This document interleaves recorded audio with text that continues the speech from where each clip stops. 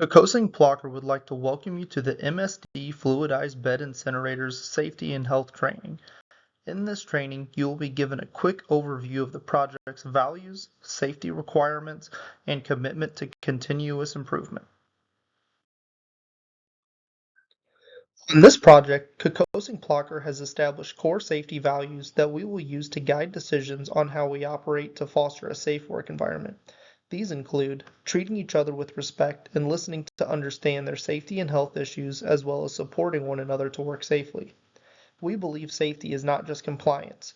Our approach is going beyond compliance with a focus on zero at-risk behaviors, because most incidents are caused by unsafe behaviors, and we encourage trying to recognize situations can be safer when we address at-risk behaviors. Training is the foundation of a safer job. For this reason, we require training so that Kokosing-Plocher and trade partners have the required knowledge, skills, and abilities to perform their job. We lead with safety. Safety is not added on. It's a mindset that leads us in all we do and is part of what we do. Safety is a 24/7 habit and mindset. We believe in championing this culture and building safe habits on and off the job site all the time. We believe and foster the culture that safety must be personal. Therefore, we hold ourselves and others accountable to be safe by owning our personal 20 square feet. Everyone is empowered to work safely.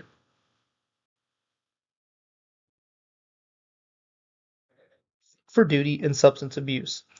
In our commitment to safety, we uphold a fit for duty policy. Trade partners will always report fit for duty.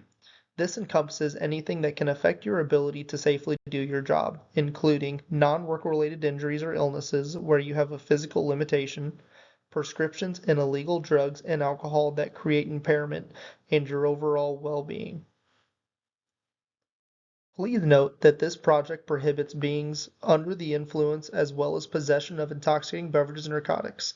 In order to maintain this standard, our site adheres to the Building Trades National Drug and Alcohol Testing Program. Therefore, we reserve the right to order tests for cause, including post-incident or in situations of reasonable suspicion. Reporting. Safety is a process and continuous improvement. We require the reporting of all injuries, illnesses, near misses, property damage, auto and equipment damage, spills, crane and hoisting incidents, and backing incidents. We do this because without reporting, incidents will continue to occur and eventually result in more serious incidents as seen in the safety pyramid. Reporting leads to a chance to make note of trends and determine root causes, and most importantly, correct and stop incidents from reoccurring. Our process is simple. Report all incidents to your supervisor. Your supervisor is required to report those incidents to Kokosing-Plocher, and KP is required to report those to MSD. Incident review and significant incidents. Some incidents have the potential to be more severe. For this reason, in some instances, we will request a detailed investigation for significant incidents and convene a review. This will include injury incidents in which medical care was sought, recordable injuries, and serious reported injuries, equipment damage with a loss of $10,000 or greater, backing incidents involving vehicles and equipment, any crane or rigging related incidents, all utility strikes, and near hits or miss with a serious injury potential. Planning and communication. Planning is the key to success before starting any project or task. On this project, each contractor is to submit a site-specific safety plan that encompasses the scope of work they are to perform in its entirety, as well as the methods they will use to avoid incidents. The site-specific safety plan will include a job hazard analysis for each phase of work. The JHA is a step-by-step overview of a particular phase of work, such as basement excavation or duct bank, with its hazards and precautionary measures. These plans will be shared with you, and you are expected to review them so you understand the safety requirements of this job. On a daily basis, each crew is expected to huddle and discuss the day's pre-task plan. Usually led by the supervisor, this plan explains the day's tasks and safety considerations. You will be required to participate and review this plan as well. Personal planning and stop work authority. Do you have a personal plan for your day? This starts off with the pre-task plan and understand how your role fits into what needs to be accomplished, but your plan needs to be personalized. Elements of a personal plan starts with you controlling your personal 20 square feet. This is what goes on in your personal zone. This means holding yourself and others accountable in that zone, as well as knowing and controlling the hazards in your space. Additionally, start your day being able to identify your big three. What am I about to do? What are my hazards? And what do I need to do to work injury and incident free? Your mind must be engaged and focused on what you are going to do, and having a good plan is how you work safe. Don't forget to revisit this over the course of the day. Press pause if things change and reinitiate your personal big three.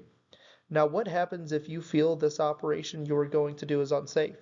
You have the right and responsibility to stop and seek assistance to get it corrected. Emergency preparedness.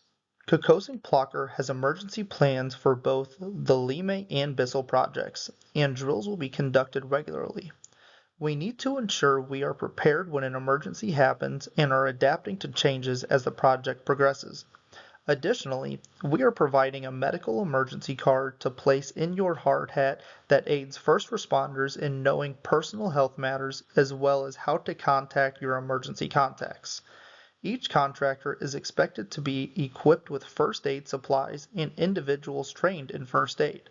This includes eye wash stations set up where corrosives are being used and/or when called out by a safety data sheet.